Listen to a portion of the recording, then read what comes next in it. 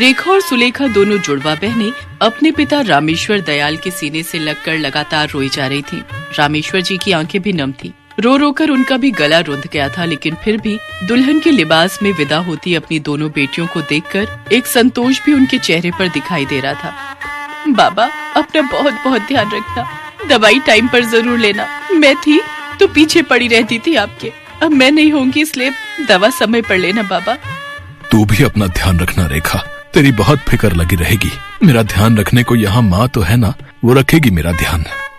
हाँ माँ तो है, लेकिन माँ को आप कैसे उल्लू बनाते हैं ना, वो मुझे पता है। सुनिए, नो मीठा, बिल्कुल भी मीठा मत खाना। कितना शुगर बढ़ गया था पिछले महीने आपका।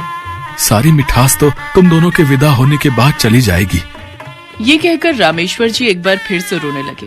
रेखा और सुलेखा ने उन्हें फिर से जोर से गले लगाया और कहा, बाबा इतना रोगे तो मैं ससुराल नहीं जाऊंगी, यहीं रहूंगी आपके पास। अरे नहीं नहीं, ये तो खुशी के आंसू है रे, इसे बहने दे। एक बाप इस आंसू का इंतजार 20-25 साल करता है। जब बिटिया विदा हो जाती है तो उसके आंसू तो सूख जाते हैं रे। रामेश्वर जी की दोनों बेटियां विदाई के लिए तैयार थी। रेखा और सुलेखा एक साथ ही डोली में बैठ गई और अपने ससुराल की ओर रवाना हो गई। लेकिन जैसे ही उनकी डोली सड़क पर से गुजरने लगी तो सभी आंखें फाड़ फाड़ कर उनकी डोली की ओर देखने लगे। अरे, एक ही डोली में दो दो दुल्हने, ये क्या माजरा है भाई? क्या कहा? 2 दुल्हने एक ही डोली में? अरे हाँ, वो देखना। किसी को समझ नहीं आ रहा था कि आखिर एक ही डोली में 2 लड़कियां क्या कर रही हैं। लेकिन फिर लोगों को उड़ते उड़ते ये बात पता लगी कि दोनों जुड़वा बहनों ने एक ही लड़के अखिल से शादी की है और ये डोली उसके घर ही जा रही है। हाय, घोर कलयुग आ गया है भाई। ये तो एक ही लड़के से 2-2 बहनों ने शादी कर ली। अजीब बेशर्मी है ये तो। भला ऐसा कौन करता है? कुछ लोग इस घटना को आश्चर्य की तरह देख रहे थे तो कुछ लोग इसके मजे ले रहे थे। सही है भाई, है? उस लड़के ने सही किस्मत पाई है। 2-2 बीवियां, मतलब 5 उंगलियां घी में और सिर कढ़ाई में है।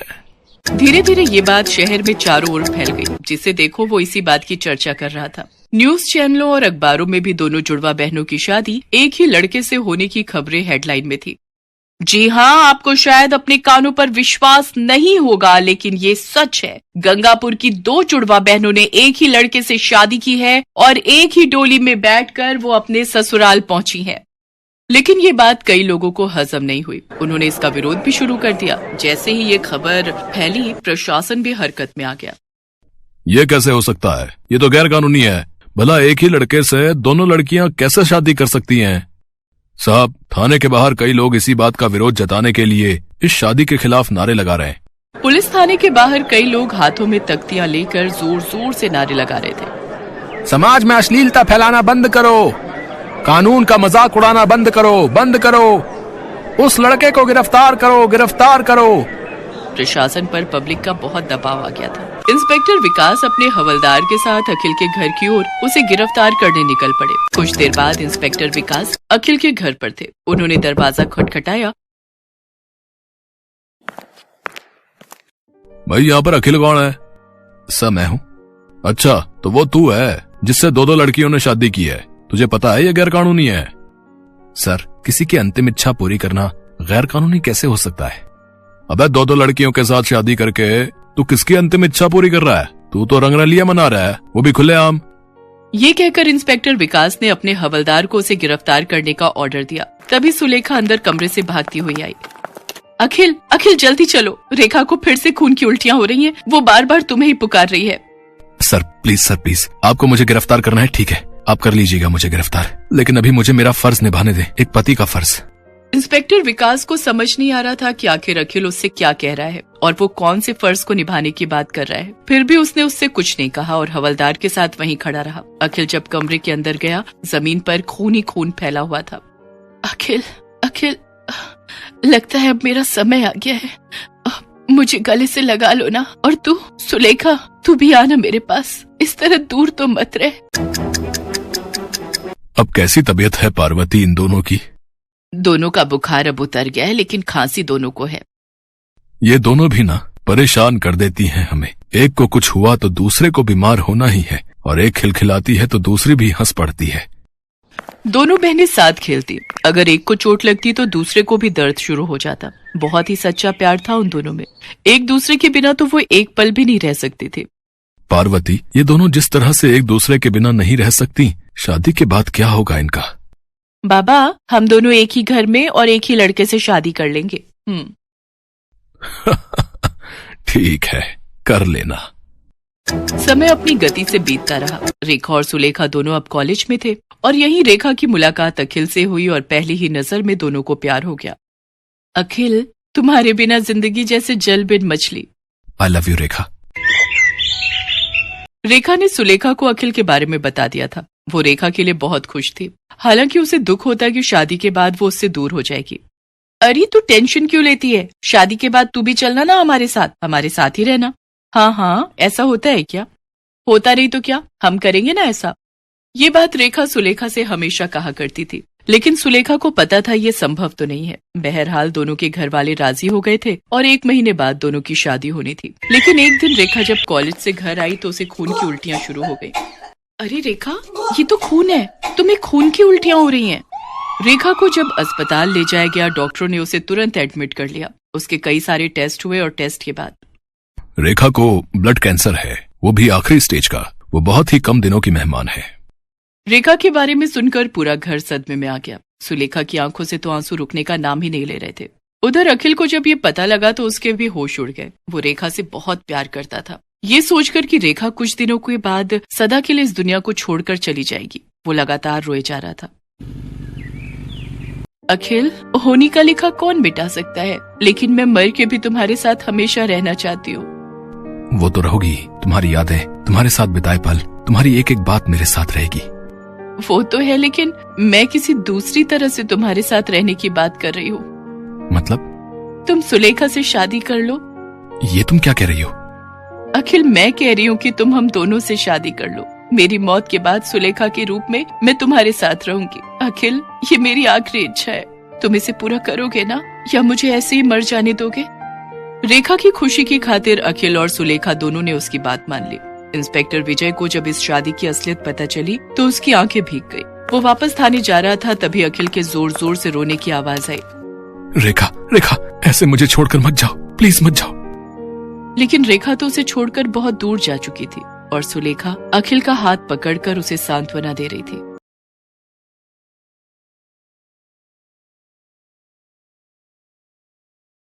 सेठ दुर्गादास और उनकी धर्मपत्नी आशा देवी का रामनगर में एक सभ्य परिवार था। दुर्गादास ने अपनी मेहनत से खूब धन दौलत कमाया था, पर दुर्गादास को एक दुख था कि उसके इकलौते बेटे मोहन को शराब और जुए की बुरी लत थी। वो रोजाना शराब पीकर बेसुध होकर देर रात घर लौटता था। मोहन की रोजाना शराब और जुए की लत ने सेठ दुर्गादास की चिंता बढ़ा दी थी। हर समय दुर्गादास और आशा मोहन को लेकर परेशान रहने लगे। एक दिन दुर्गादास ने आशा से कहा, आशा, मैं सोच रहा हूँ मोहन की शराब और जुए की लत बढ़ती जा रही है। मैंने किशोर भाई साहब से बात की हुई है। उन्होंने एक लड़की बताई है, बहुत ही अच्छे घराने की सुशील लड़की है। मैं सोच रहा हूँ मोहन की शादी कर देते हैं। शायद बहू के आने से मोहन थोड़ा सुधर जाए। तो आप ठीक ही रहे हो। किशोर भाई साहब से बात करके हम रिश्ता पक्का कर देते हैं। सेठ दुर्गादास अपने मित्र किशोर से बात करके लड़की के घर वालों से बात करता है। उसी शाम मोहन जब घर आता है, सेठ दुर्गादास उसे कहता है, मोहन, अब मैंने तुम्हारे लिए लड़की पसंद की है। लड़की अच्छे घराने की, पढ़ी लिखी है। मुझे कोई शादी नहीं करनी पिताजी। मोहन, अगर तुमने इस शादी के लिए मना किया तो तुम्हारा खर्चा पानी पैसे सब मिलने बंद हो जाएंगे। पिता की कही बातों को सुनकर मोहन डर जाता है और शादी के लिए हाँ कर देता है। कुछ दिनों बाद मोहन की शादी सुहाना नाम की लड़की से हो जाती है। सुहाना बहुत ही सुशील और समझदार लड़की थी। वो अपनी सास आशा और ससुर दुर्गादास का बहुत ध्यान रखती थी, पर मोहन उसको बिल्कुल भी पसंद नहीं करता था। दुर्गादास ने सोचा था कि मोहन की शादी के बाद शायद आदतें सुधर जाएंगी, पर ऐसा बिल्कुल भी नहीं हुआ। मोहन अभी भी रोजाना शराब के नशे में ही घर आता था। आशा, मेरी तबीयत कुछ ठीक नहीं लग रही है। मैंने वकील साहब को बुलाया है। मैं चाहता हूँ कि मरने से पहले अपनी सारी जायदाद सुहाना बहू और उसके होने वाले बच्चों के नाम कर जाऊं। मैं नहीं चाहता कि मोहन की बुरी आदतें इस घर को तबाह कर दें। सारी जायदाद सुहाना और उसके होने वाले बच्चों के नाम करके सेठ दुर्गादास स्वर्ग सिधार जाते हैं। दुर्गादास के मरने के बाद सुहाना अपनी सास आशा का बहुत ख्याल रखती थी। वो आशा को कभी भी दुखी नहीं रहने देती थी। एक दिन, माँ जी ये लीजिए आपका हल्दी वाला दूध। बहू तुम मेरा कितना ख्याल रखती हो। एक मोहन है जो सारा दिन घर से गायब रहता है, पता नहीं अभी भी कहाँ होगा। माँ ये सब क्या है, हैं? पिताजी ने सारी जायदाद सुहाना के नाम क्यों कर दी? जैसे मैं तो उनका बेटा ही नहीं। मोहन तुम्हारी शराब की बुरी आदतों की वजह से तुम्हारे पिताजी ने ऐसा किया है। पिताजी ने ये सब ठीक नहीं किया माँ। मोहन गुस्से में फिर से शराब पीने के लिए घर से बाहर निकल जाता है। वो एक बार में पहुंचता है। वो देखता है सामने एक लड़की डांस कर रही है। मोहन लड़की को देखकर चौंक जाता है। लड़की बिल्कुल मोहन की पत्नी सुहाना की शक्ल की होती है। मोहन के दिमाग में सुहाना को रास्ते से हटाने की तरकीब आ जाती है। वो मैनेजर को बोलकर लड़की को अपने पास आने को कहता है। लड़की उसकी टेबल पर जाती है। मेरा एक काम करोगी? बहुत पैसे मिलेंगे। साहब पैसों के लिए तो मयूरी कुछ भी कर जाएगी, बस आप काम बताओ। एक काम करो, मुझे बाहर मेरी गाड़ी के पास मिलो। कुछ देर बाद मयूरी बार से बाहर आती है। मोहन मयूरी को गाड़ी में बैठने को कहता है और अपनी बात शुरू करता है। देखो मयूरी, बात यह है कि मेरी पत्नी सुहाना की शक्ल हूबहू तुमसे मिलती है। मेरे पिता ने मरने से पहले सारी जायदाद उसके और उसके होने वाले बच्चे के नाम कर दी थी। अब मैं अपने पिता के मरने के बाद पाई पाई को तरस रहा हूं। मैंने जब तुम्हें देखा तो मुझे लगा कि तुम इस मुसीबत से मुझे छुटकारा दिलवा सकती हो। पर मैं कैसे तुम्हारी मदद कर सकती हूँ साहब? मयूरी, मैं अपनी पत्नी को हमेशा हमेशा के लिए इस दुनिया से विदा कर दूंगा। उसके बाद तुम सुहाना की जगह मेरे घर में मेरी बीवी बनकर आओगी। तुम्हें देखकर माँ भी नहीं पहचान पाएगी कि असली बीवी तुम नहीं हो। मैं तुम्हें 1-2 दिन में लेने आऊंगा, फिर हमारा खेल शुरू होगा। तुम जायदाद के कागजात पर नकली साइन करके सारी जायदाद मेरे नाम कर दोगी। मैं तुम्हें तुम्हारे हिस्से के पैसे दे दूंगा। उसके बाद तुम अपने रास्ते और मैं अपने रास्ते। मोहन मयूरी से बात करके घर चला जाता है। उसे पता था कि उसे आगे क्या करना है। सुहाना, ये देखो गोवा की टिकट। तुम पिताजी के जाने के बाद कब से घर की जिम्मेदारियों को पूरा करने में लगी हो। मैंने सोचा हम हनीमून पर भी नहीं गए, तो अब हो आते हैं। तुम पैकिंग कर लो, कल की टिकट है। पर माँ जी को अकेला छोड़कर हम कैसे जा सकते हैं? बहू मुझे पता है तुम मेरा बहुत ख्याल रखती हो, पर मोहन का भी तो तुम्हारे लिए कुछ फर्ज बनता है, और ये तुम्हें घुमाने ले जा रहा है तो मुझे बड़ी खुशी होगी। तुम दोनों हमेशा खुश रहो मेरे बच्चों। मोहन सुहाना को गोवा ले जाता है और एक जहाज किराए पर लेता है और मौका देखकर। सुहाना देखो, वो मछली कितनी सुंदर है। कहाँ? मुझे तो दिखाई नहीं दे रही। अरे थोड़ा नीचे देखो। मोहन बचाओ, मैं डूब जाऊंगी। मोहन सुहाना को समुद्र में धक्का दे देता है।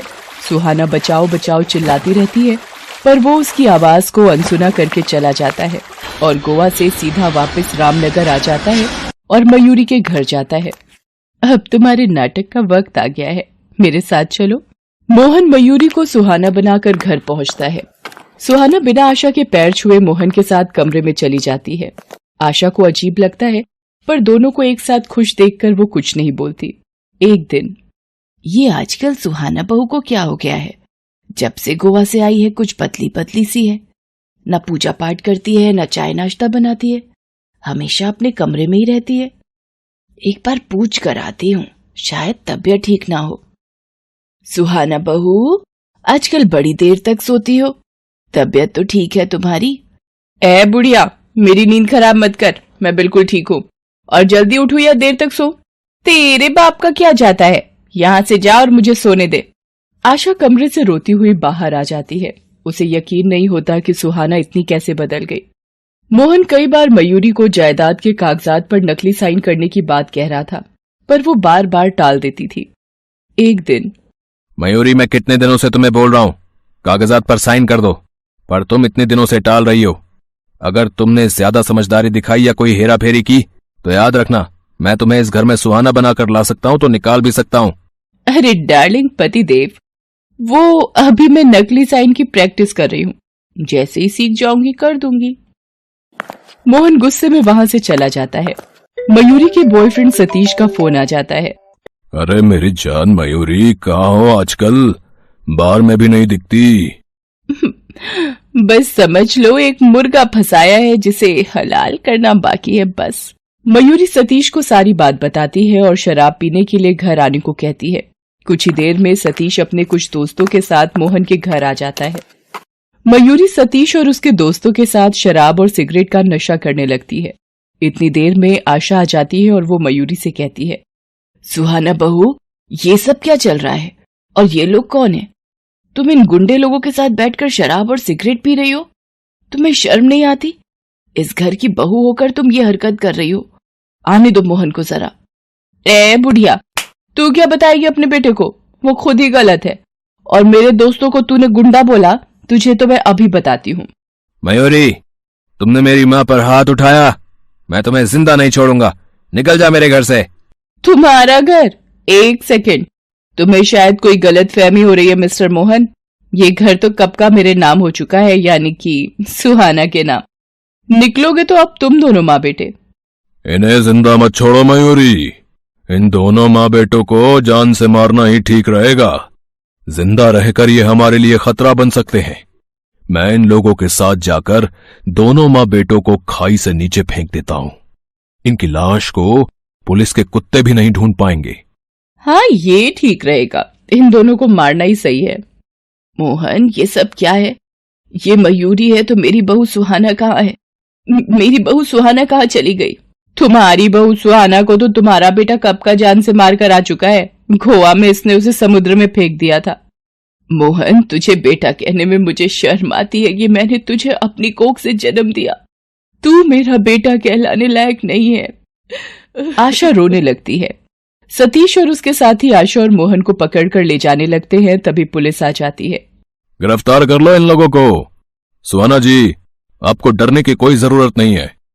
हमने इस नकली बीवी को पकड़ लिया है। सुहाना, मेरी बहू, तुम जिंदा हो।